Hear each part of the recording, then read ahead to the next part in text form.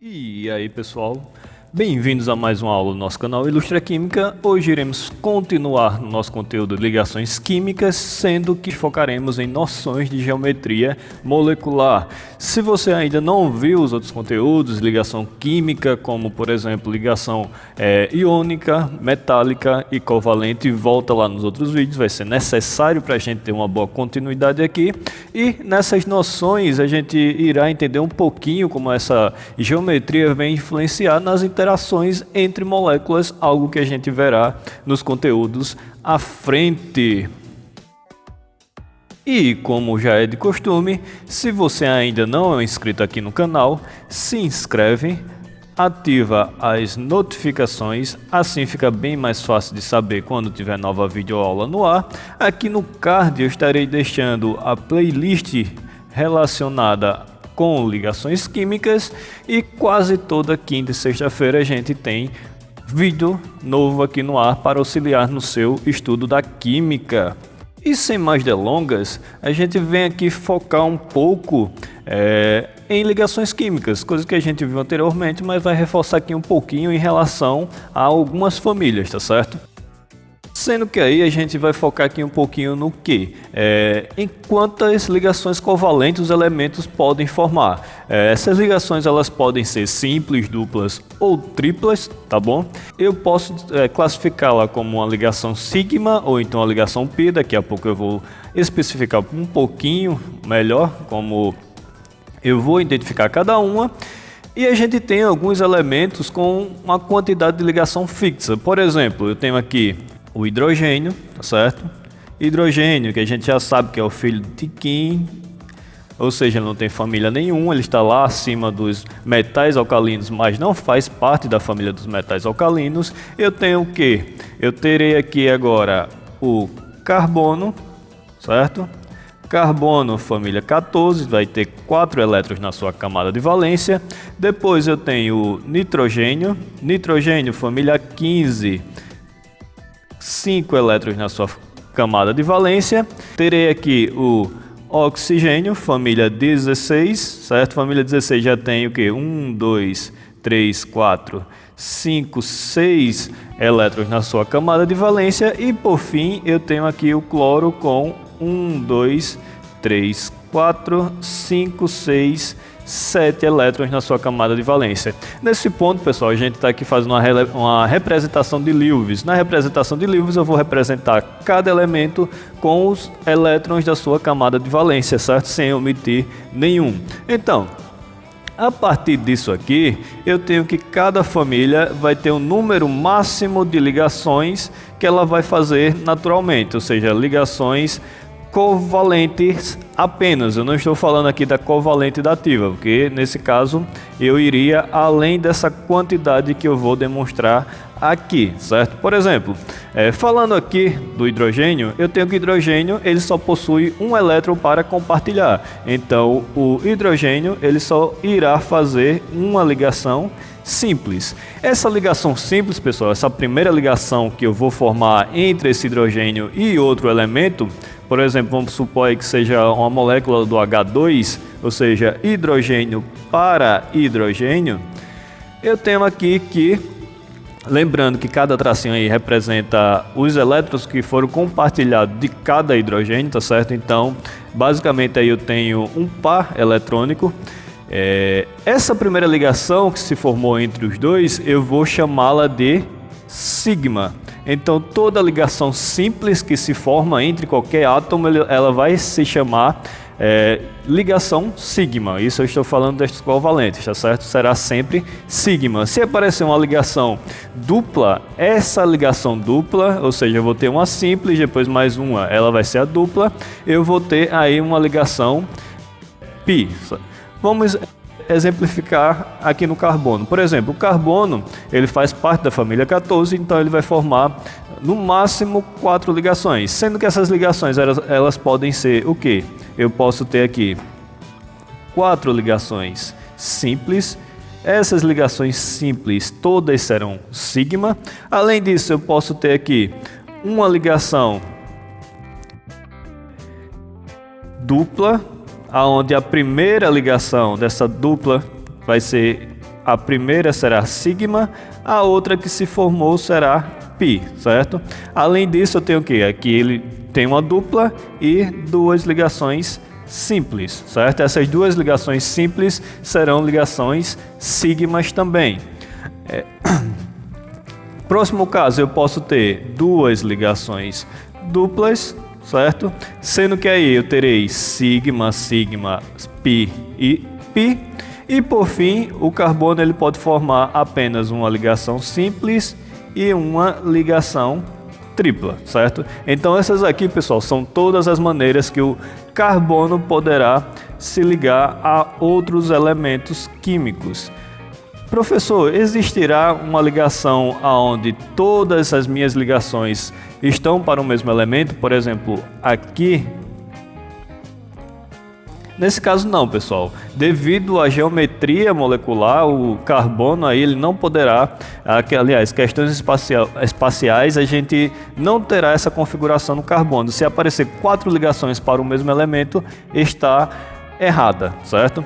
Continuando aqui, eu tenho o nitrogênio. O nitrogênio, ele tem na sua camada de valência 5 elétrons, então ele quer fazer 3 ligações. Então o nitrogênio ele poderá fazer 3 ligações simples, certo?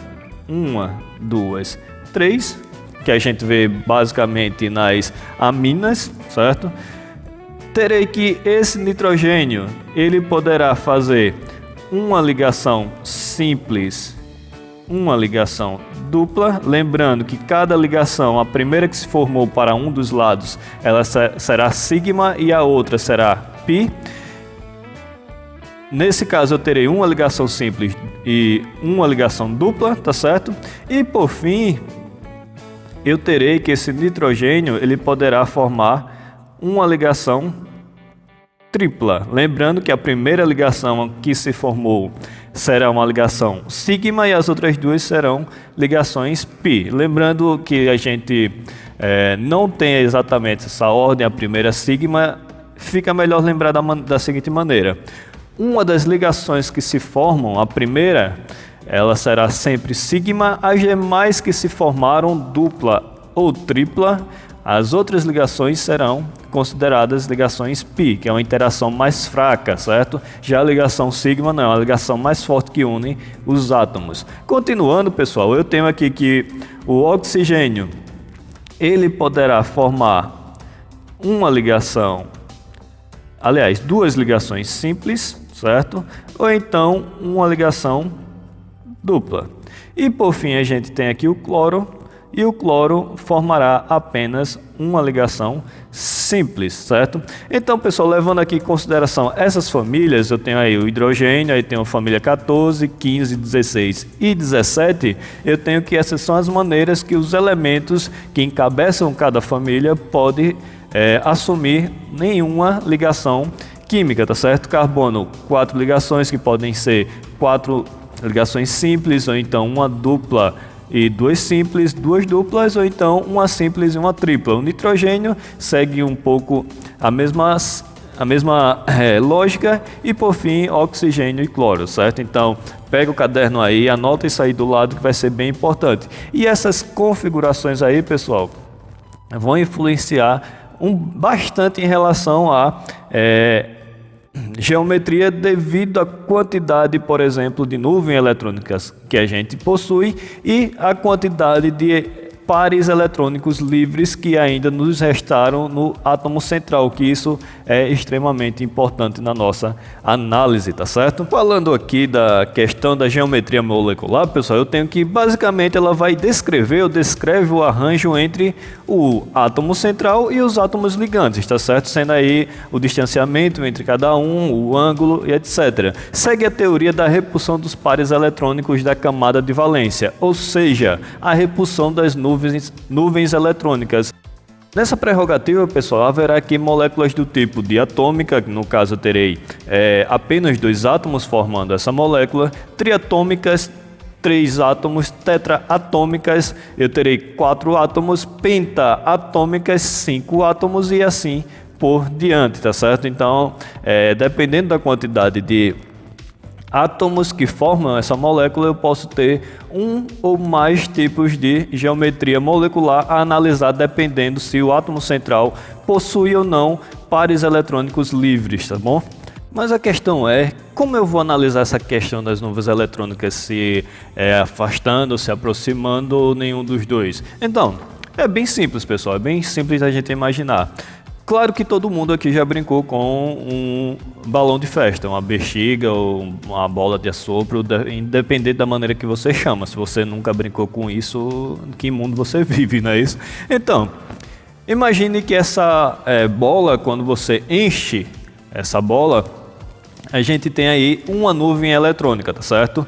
Então, a partir desse momento eu tenho apenas um átomo, uma nuvem eletrônica de um átomo aí. Se eu faço o seguinte, eu chego e encho outra bola e nessa bola eu venho amarrar a anterior, agora eu tenho algo que eu chamaria de uma molécula diatômica, ou seja, que é formada por dois átomos que possuem duas nuvens eletrônicas. E essas nuvens eletrônicas, pessoal, elas vão se afastar o máximo que puderem uma da outra. Pode tentar, encham duas bexigas, amarrem uma à outra e veja como elas vão se comportar. Elas vão ficar o mais distante possível uma da outra, certo? Tanto que se a gente for analisar matematicamente aí, eu terei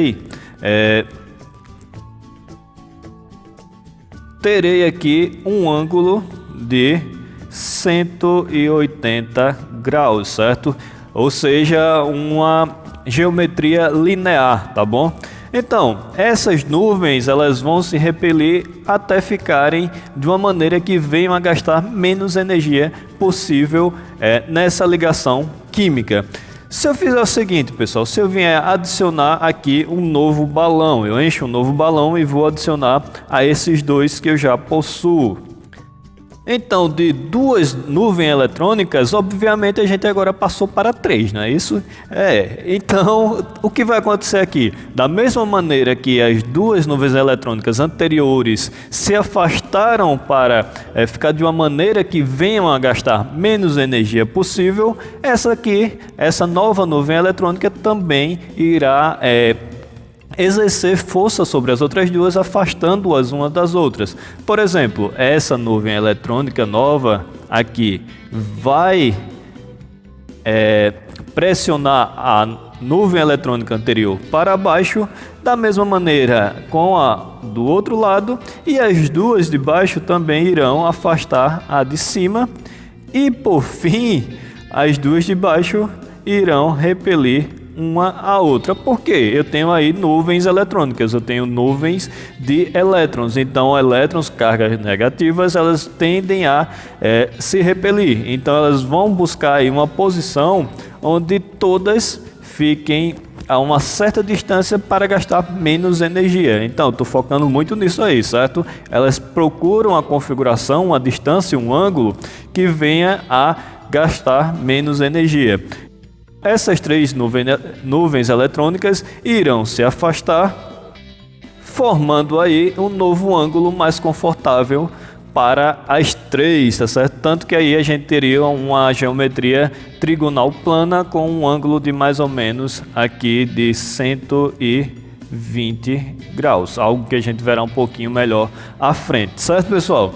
Olha só, se a gente adicionar mais um balão aqui, eu teria uma geometria tetraédrica que a gente verá um pouquinho mais à frente, mas a lógica que eu queria explicar a vocês é essa. É só comparar essas nuvens eletrônicas com balões de festas, e quando a gente adiciona mais um balão de festa, a configuração geométrica das nuvens eletrônicas ou então desses balões, vão procurar uma maneira que seja mais confortável, digamos assim, e gaste menos energia nessas ligações, tá bom? Vindo agora para as nossas geometrias, a gente irá iniciar pela geometria linear, certo? Que nesse caso pode ocorrer entre dois átomos, que seria aí uma molécula diatômica, ou entre três átomos, aí eu teria um composto triatômico, tá certo? Formando aí um ângulo de 180 graus entre esses átomos, mas dando aí uma ênfase, pessoal, em relação ao triatômico, para ser linear com 3 átomos, o átomo central não pode possuir elétrons restantes, ou seja, elétrons não ligantes. Aqui, quando eu falo em relação a diatômicos, eu posso ter que essas ligações, essa molécula, ela pode ser formada por átomos iguais ou então por átomos diferentes. E quando for triatômicos, como dito anteriormente, o átomo central não apresenta elétrons não ligantes. Eu não tenho uma nuvem eletrônica formada por pares de elétrons não ligantes, o que não vem aí empurrar as outras nuvens eletrônicas para baixo, formando um ângulo diferente, tá bom? Como exemplo aqui, a gente terá com átomos iguais, por exemplo, eu tenho o gás hidrogênio, H2. Átomos diferentes, eu posso ter uma ligação entre o hidrogênio e o bromo, tá bom? E no triatômico, eu tenho aqui que o berílio, que a gente terá aí, que é uma exceção à nossa regra do octeto, já que ele vai se estabilizar com menos do que 8 elétrons na sua camada de valência e mais do que 2 na sua camada de valência também, certo? Sendo que aí, no diatômico, 2 átomos, eu tenho 2 nuvens eletrônicas, cada um empurrando para um lado, e no triatômico eu terei basicamente a mesma lógica, certo? Só que a gente teria a outra nuvem eletrônica do berílio, mas a gente por enquanto deixa ela de lado, já que é do átomo central, e as outras duas, dos 2 hidrogênios, elas vão se distanciar o máximo possível, formando aqui um ângulo de 180 graus, certo? Tanto no triatômico e principalmente no diatômico, 180 graus, 180 graus nos dois casos, tá bom? Fácil de conseguir identificar. Como a linear foi fácil, né, pessoal? Bem fácil mesmo. Vamos continuar agora, vamos subindo um pouquinho o nível, indo para a angular. No caso da angular, eu tenho que no átomo central agora haverá pares eletrônicos não ligantes. Eu tenho aqueles parzinhos de elétrons lá livres, entre aspas, certo? E ocorrem entre moléculas triatômicas, e a partir daqui, pessoal, eu tenho uma formação de um ângulo que irá variar entre 90 e 180 graus. Um bom exemplo e bem comum será da molécula da água, certo? H2O, sendo que aqui eu tenho o átomo central, que será o oxigênio, e em seguida eu terei hidrogênio e hidrogênio, completando aí a camada de valência com um total de 8 elétrons. Deixa eu colocar aqui a fórmula do lado, H2O. Aquele que tiver maior capacidade de ligações, a gente coloca como átomo central, que seria aqui o oxigênio. Oxigênio eu tenho 1, 2, 3, 4, 5, 6 elétrons, certo? Sendo que aí hidrogênio eu tenho 1 e tenho 2, certo? Aqui formei ligação covalente, tinha 1 passa para 2, ligação covalente 1 passa para 2, hidrogênios estão estabilizados, o oxigênio tinha 6, 7, 8, estabilizou também. E nisso aí, pessoal, eu tenho o seguinte, eu tenho basicamente 2 nuvens eletrônicas aqui dos hidrogênios, sem essa questão dos elétrons livres, que formam aqui uma nuvem eletrônica acima, e essa nuvem eletrônica irá pressionar as nuvens eletrônicas dos hidrogênios a se afastar, formando um ângulo. Se eu não tivesse as duas, eu teria mais uma vez uma geometria linear. E o novo ângulo aqui formado, pessoal, será de basicamente 104 graus, aliás, 104,5 graus, certo? Agora falando de moléculas tetraatômicas, pessoal, que são formadas por 4 átomos, teremos aí que há várias combinações possíveis, sendo que 2 delas a gente irá focar nesse momento. Sendo que aí eu terei a trigonal plana e a piramidal, sendo que a trigonal plana ela poderá ter outras definições. Vai depender muito da especificação do livro, certo?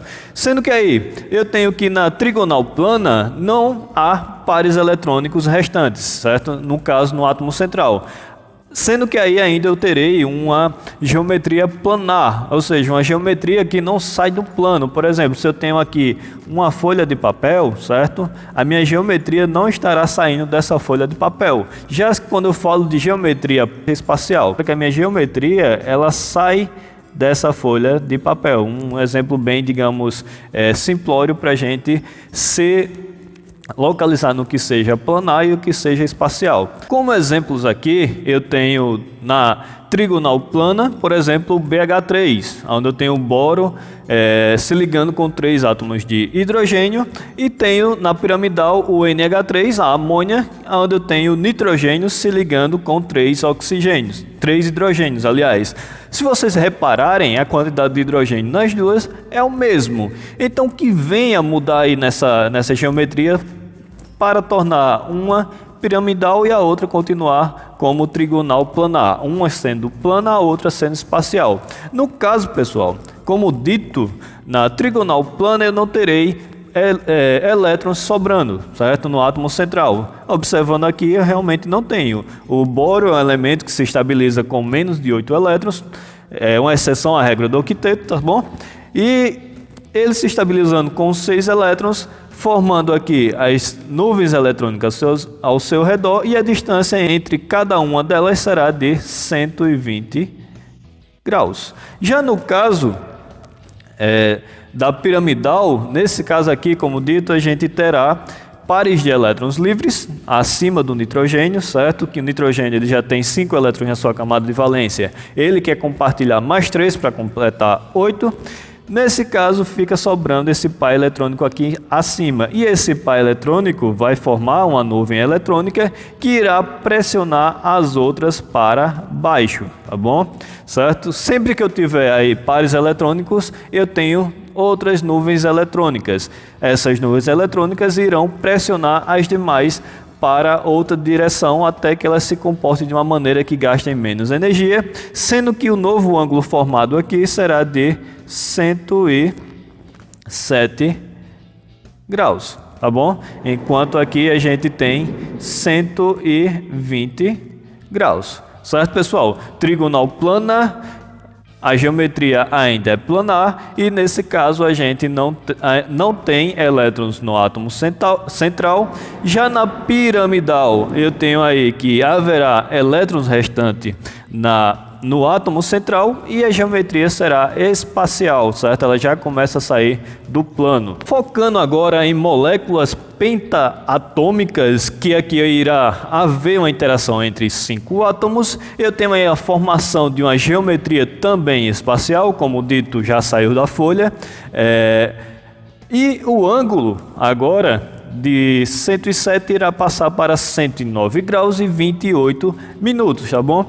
Um bom exemplo aí, a gente tem o gás metano, o gás dos pântanos, CH4, tá bom? A sua geometria será uma geometria espacial tetraédrica, tá bom? A gente tem aqui a formação de um tetraedro, sendo que nesse caso o ângulo entre cada hidrogênio aqui passa a ser de 109 graus e 28 minutos, certo?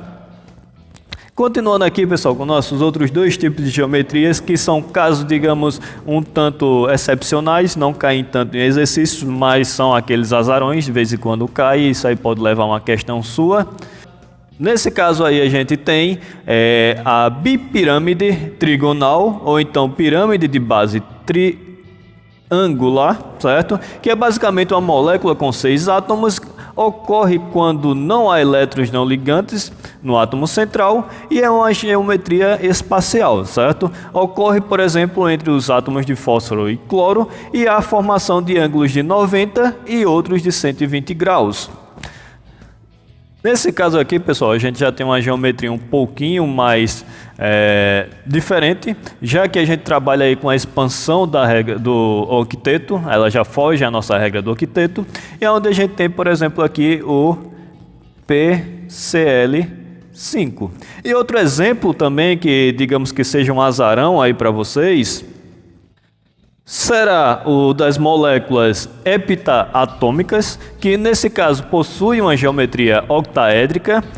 Ocorre, por exemplo, entre os átomos de fluir enxofre e todos os ângulos são de 90 graus entre esses átomos. Lembrando que aí, pessoal, também é uma expansão da nossa regra do octeto, porque passou e muito da questão de 8 elétrons na camada de valência, tá certo? E cada ângulo aqui entre um átomo de fluir e outro terá um ângulo de 90 graus, certo? E, como dito, pessoal, aí são dois casos, digamos, poucos citados em relação à geometria, mas de vez em quando cai nas nossas provas ou nas provas das vidas por aí. É um exemplo, é uma informação extra para vocês, e nossa aula acaba por aqui. E essa aula foi fácil assim. Valeu, pessoal. Até nossa próxima aula, nesse mesmo canal e quase nesse mesmo horário. Estude bastante e até a nossa próxima videoaula.